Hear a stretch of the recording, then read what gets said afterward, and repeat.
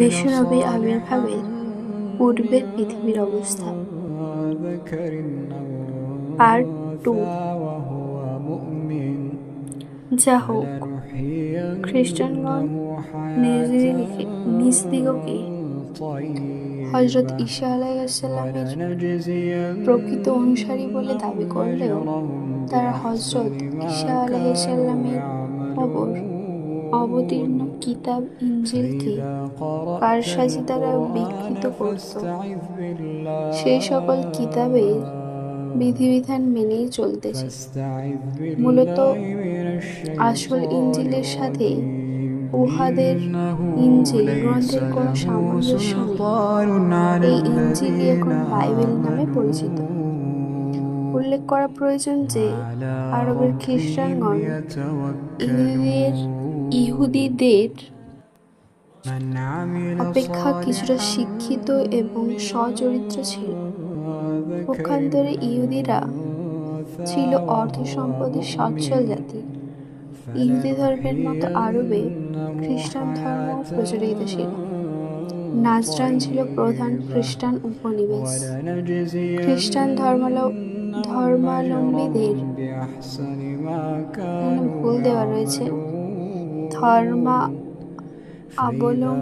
হবে অন্তর্বিরোধ এবং যিশু ও মাতা মেরির মূর্তি পূজার প্রবণতা ইসলামের একেশ্বরবাদের অন্তরায় ছিল। ধর্মীয় কুসংস্কার ও অধঃপতনের জন্য আরবে এক শ্রেণীর লোক একেশ্বরবাদের বিশ্বাসী ছিল। এরা হানিফ সম্প্রদায় নামে পরিচিত। তাদের মধ্যে ওরাকা বিন নওফল, যায়েদ বিন আমর, আবু আনাস প্রভৃতি। বলার অপেক্ষা রাখে না যে তখন আরবের আদিম অধিবাসী কোরাইশ এবং পৌত্তলিক ইহুদি এবং খ্রিস্টানদের প্রত্যেকেই নিজ নিজ ধর্মীয় বিধি পালনের নামে অধর্মের চরম পর্যায়ে উপনীত হয়েছিল। অনাচার, অবিচার, কুসংস্কার এবং নানা রকমের পাপকর্ম তাদিগকে গ্রাস করে ফেলেছিল।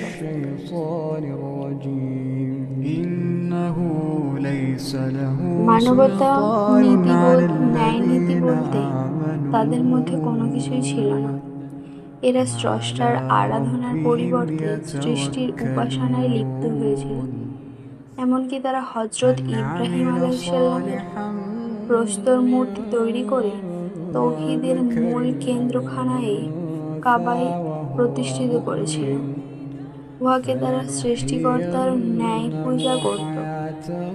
তাছাড়া বিভিন্ন দেবদেবীর মূর্তিগানে তারা উপাসনা করত। বিশেষত মক্কার কোরাইশগণ আল্লাহর গৃহে ৩৬০টি দেবদেবীর প্রতিমা স্থাপন করেছিল। নিরাকার প্রভুর কথা সম্পূর্ণ বিস্মৃত হয়ে তারা এই সমস্ত দেব প্রতিমাকে সৃষ্টিকর্তা রূপে ধারণা করত। এই ইহাদিগকেই নিজেদের ভালো মন্দের জিম্মাদার রূপে মনে করত। এছাড়া চন্দ্র, সূর্য, গ্রহ, উপগ্রহ ও বড় বড় গাছপালাকেও তারা মান সম্মান প্রদর্শন করত এবং এগুলোকে তারা শক্তির আধার হিসেবে মনে করে নিয়ে এদের প্রতি নিজেদের ভক্তি অর্ঘ্য নিবেদন করত। এতে গেল ধর্মীয় রীতিনীতি। পার্থিব আচার আচরণেও এরা সভ্যতা, ভদ্রতা ও শালীনতা বিসর্জন দিয়ে চরম বর্বরতা, অসভ্যতা ও জঘন্য পাশব কার্যকলাপ দ্বারা এরা বন্য পশুকেও হার মানিয়ে দিয়েছিল। জুয়া খেলা, মদ্যপান, নরহত্যা প্রভৃতি পাপকার্যে লিপ্ত হতে এতটুকু দ্বিধাবোধ করত না। নারী সমাজের অবস্থা ছিল আরো করুণ। তারা ছিল পুরুষের ভোগ বিলাসের সামগ্রী মাত্র। নানা রকম অবৈধ অত্যাচার চলত তাদের উপর। তাদের কোনো স্বাধীন সত্তা ছিল না। তারা শুধু পুরুষ জাতির ক্রীড়নক রূপে ব্যবহৃত হতো। তারা অবাধে যে কোনো নারীর সাথে নিছক পশুর মতো ব্যবহার করত।